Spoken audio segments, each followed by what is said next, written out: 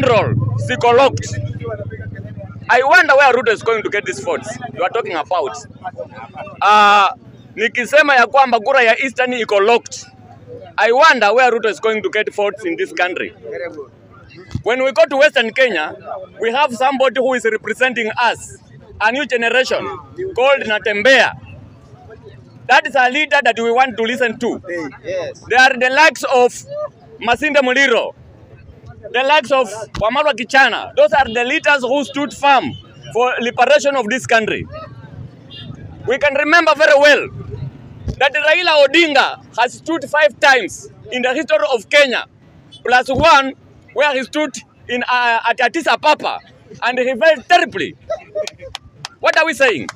We are saying that Kenyans are not ready to recycle leaders.